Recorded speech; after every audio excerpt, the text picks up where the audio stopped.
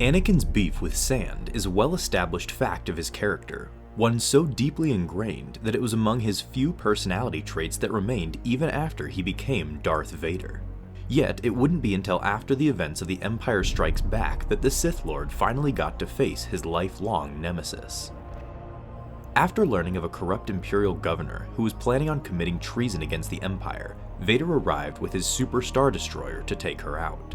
Upon arrival to the governor's world, he learned of the secret superweapon that she had deployed, which drew upon energy from the planet's biomass as a power source, then released the energy as a devastating storm which reduced everything around it into sand, allowing it to devastate an entire world's surface into a desolate desert over time if left unchecked. As Vader was tracking down the governor, his shuttle came over the very superweapon that she was hiding in.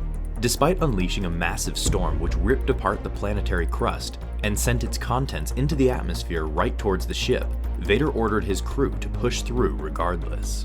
The closer they got, the stronger the storm became, requiring Vader to use the Force to prevent the shuttle from collapsing within itself. His efforts were successful, with the Sith Lord reaffirming to his pilots that the ionized sandstorm around them would not stop them. Having heard this, the sand decided to humble him, with an electric strike igniting within the storm and immediately taking out his shuttle, causing it to crash to the land below. Such a slap down caused a flashback within Vader to when he expressed his beef with sand to Padme on Naboo. Nonetheless, having his shuttle destroyed, he got a modified pod racer and used it to go back in for round 2, as well as to rescue one of Padme's former handmaidens named Sabé, who had come with him on the mission and gotten caught in the storm. Quick side note, if you're curious over the full context of this story, here's a video going over it, so as to not needlessly rehash the same information again for those who have already seen it. Now, back to the sand. As Vader was heading towards the storm, its effects got stronger and stronger, its ferocity getting so powerful that it caused another flashback to when he was a child and lost in a sandstorm with Shmi on Tatooine. Despite his mother's pleas to save himself from the storm and get back to their home, Anakin refused and pushed through to reach her, with them both eventually making it back to safety. Even more flashbacks followed, all surrounding his deep hatred towards sand and its constant presence around his most painful memories. From the sandstorm he pushed through when trying to rescue his mother in Attack of the Clones, to the sand people who killed her, to the sand she was later buried in, and even the sand Padme fell towards on Geonosis, with Anakin not knowing whether or not she had survived, as they left her behind to fulfill his duty as a Jedi.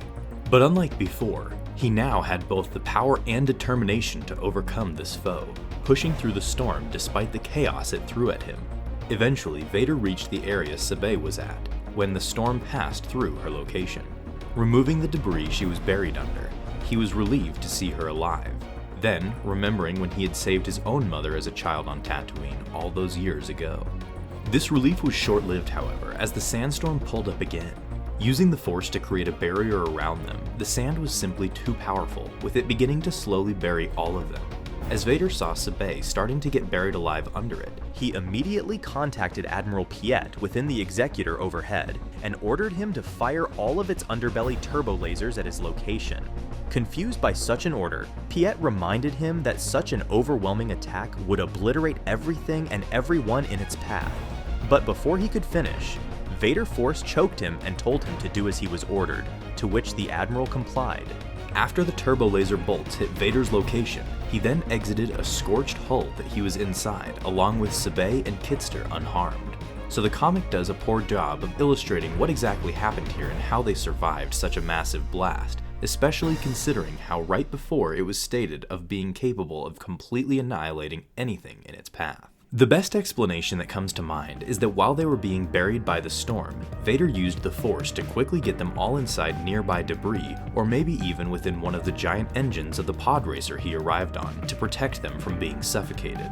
And then, after what must have been a mountain's worth of sand over them, was when Vader ordered Piet to fire at his location, so the blast would eliminate the sand above them and allow them to escape back to the surface. In any case, after they regrouped to a safe position, Vader ordered Piet to fire upon the super weapon itself.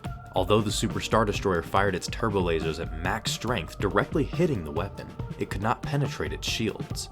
After a few more attempts, it was soon discovered that the platform was redirecting the immense energy it was draining from the planet into its shield, giving it a near impenetrable defense overhead, with its only weak point being underneath. Realizing he was going to have to destroy it himself, Vader ordered an astromech to follow him as he reluctantly walked back into the sandstorm surrounding the weapon. As he approached the platform, he witnessed a pack of beasts being reduced into ash as their flesh and blood was consumed as fuel for the weapon. Finally, he stood right in its path, and the governor inside was dumbfounded by what he was up to. Surely he must have understood that his armor would not protect him from the platform once it rolled over him, consuming him like the rest of the biomatter of the planet and reducing him to ash. But Vader came prepared, ordering the astromech to move under the platform since it was made of metal and wires. The droid was unaffected by the weapon's biomass extractor. Once in position, Vader ordered the astromech to open its hatch and then ignited his lightsaber hidden inside. Through the Force, he then moved the lightsaber through the weapon's platform, disabling both its offensive and defensive systems as a result. Vader then went on a complete killing spree on everyone inside, giving the panicked governor just enough time to put on what looks like a Phase 3 Dark Trooper suit. Despite connecting the suit to the reserve energy tanks within the weapon's platform to give it even more power, it still was not enough to stop Darth Vader, who was able to destroy her suit's wrist cannon. Realizing it was over, she was able to fly out and escape, leaving Vader behind as the weapon blew up immediately afterwards, nearly killing the Sith Lord as he stood right near the energy tanks.